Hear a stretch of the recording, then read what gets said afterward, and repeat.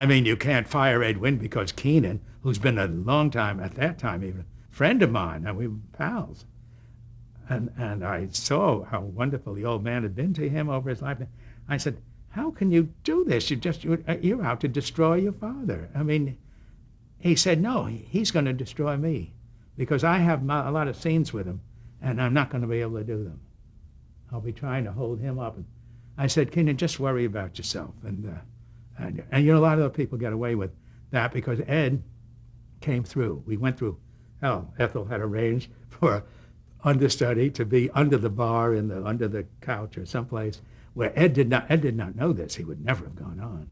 We had a kind of a character actor playing a small part, like a bartender. Right. But we, you know, you don't understudy people in television. You're lucky to get the original actor to play that.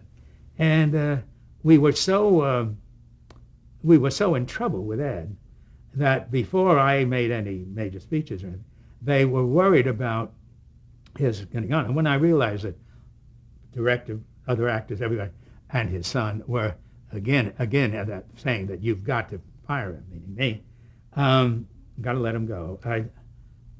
Ethel, very wisely, got this character man to study up on Ed's lines and to watch all the rehearsals so that he knew what Ed was doing. Ed didn't think anything of it. This man was in the company. He played small parts, so he was used to it.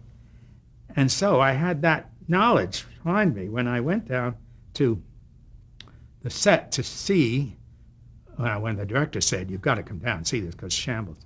I went down, and a couple of days before, it was several days before here, and I think I'd made up my nasty little mind about what I was going to do before I saw anything, but I really was quite surprised. The show was really damn good, and I thought that Ed was quite all right. He did forget his lines a couple of times, but he didn't do his giggle or anything. He just forgot, and he was very nervous at my being there because he knew me as a kid, and then he suddenly, I'm his boss, or so, you know, it was not. And at least in his mind, I was. And anyway, when the thing ended, I thought, I don't dare look at Ralph Nelson, at Keenan, at anybody. I just went up to him. I said to everybody, it's a wonderful show. You're going to have a huge hit with this show. It's just wonderful, beautifully done. And then I went to old Ed, and I said, Ed, all these years, I never could believe you could do this. It's so good and so wonderful. I'm so glad I know you and got you to do this. And away I went to my office. I was afraid to face any Brickmans. Well, at least they knew then that I was as crazy as anybody else and that he stayed. And they did have the thing of the knowing that this guy was, but Ed. Do you recall the name of the understudy? Yes, Ned Glass. L-A? G-L-A-S-S. Ned Glass. I'm quite sure that's it. Oh, Ned Glass is Yeah. a fine actor. Oh, yes, excellent. He was then. Yes. And he was it. But he was playing very small parts then. He was playing them, maybe still in.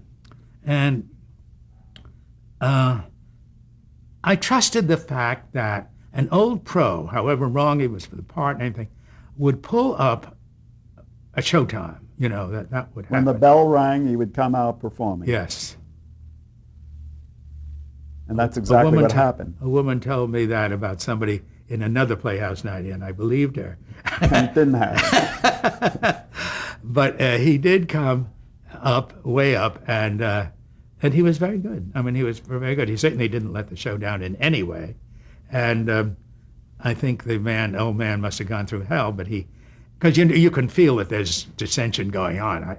I don't think he knew that it had gotten to the point where they wanted to fire him. I don't think so.